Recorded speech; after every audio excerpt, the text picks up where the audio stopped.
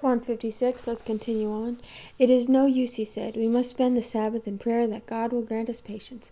Rachel searched for some words of comfort. I know it is a disappointment, she attempted, but will it truly change our lives so very much? Here in Wethersfield, I mean.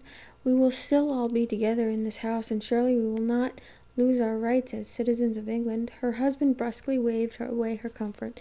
That is all a woman thinks about, he scoffed. Her own house. What use are your so-called rights of England? Nothing but mockery.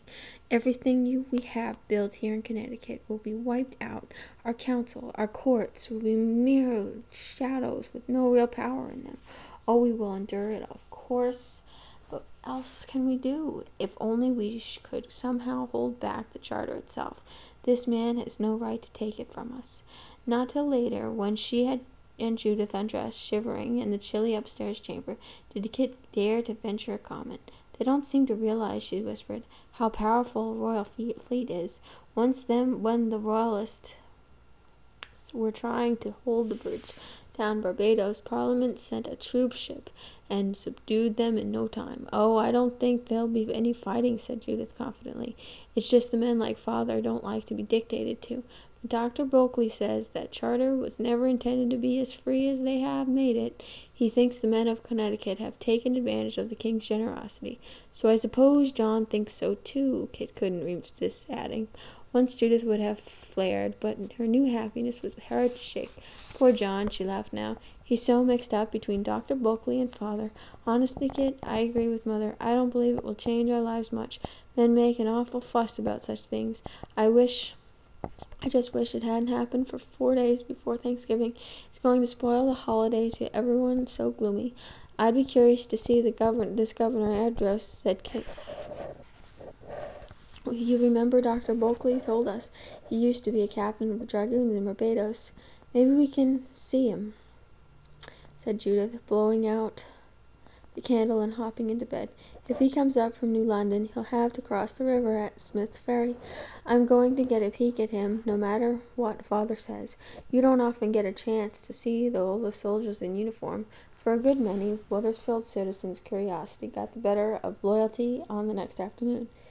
Kit and Judith met a fair number of farmers and their wives traveling along South Road and ranging along the bank of the river. They had a good hour's wait ahead of them, lightened by the arrival of an escort from Hartford, led by Captain Samuel Talcott, one of the Wethersfield men, Kit noted with surprise, who had occasionally joined the meeting in her uncle's company room. I'd have no part in greeting that Andros, commented one farmer. The crabs would pick my bones before I'd do it. Look at the fine horse all ready for his highness. They should have asked for me. I'd found the horse for him all right. Captain Talcott sensed the growing anger in the waiting crowd and raised his voice. There is to be no demonstration, he reminded them. The governor comes here under orders from his majesty. He will be received with all due courtesy. Presently a murmur arose as the first red-coated horseman appeared on the opposite shore. There he is, excited voices cried. The tall one just getting off his horse? He's getting into the first boat there?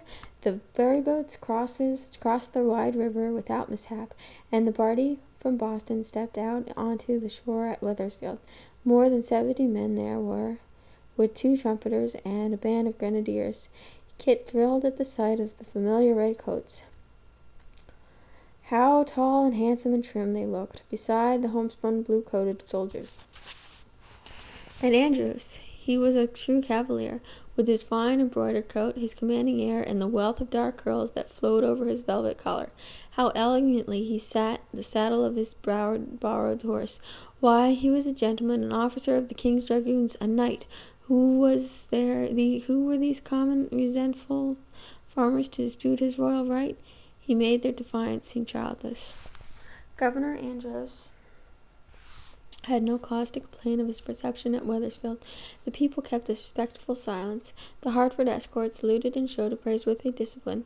As the band rode out of sight, along the road a few fists were shaken, and some small boys hurled clumps of mud after the last horse's hoofs. For the most part, it was a sombre group that straggled back to their neglected shores. The magnificence of Andros and his procession had shaken their confidence. They all knew that this haughty man was on his way to meet their council, and that before night fell he would hold their very lives in his hand. Resignation and despair settled over the household that evening, as though Kit thought it were the eve of that doomsday that minister warned of in Sabbath meeting. There was no company to look forward to. William was a member of the militia in Hartford, and John had sent word that he must care for 2 of Dr. Bulkeley's patients while the doctor attended the session. In Matthew Scowling's presence the others scarcely dared whisper. Kit was thankful when she and Judith could also escape to the cold sanctuary of the upstairs chamber. They had been fast asleep for some time when they were startled awake by the thudding of hoofs in the road below and the whinny of a horse suddenly reined in it. There was an echoing rap of musket against the door. Matthew must have been awake and waiting, for before the rapping ceased they heard the bolt slide back. Instantly Judith was out of bed, with Kit scrambling after her.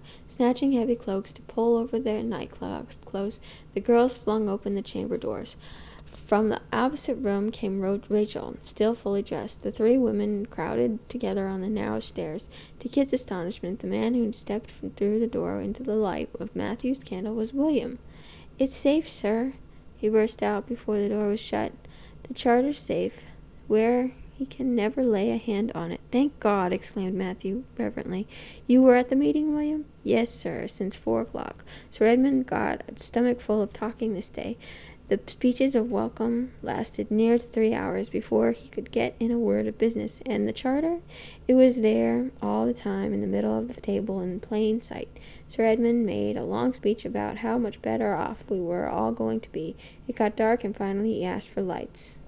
Okay, that's the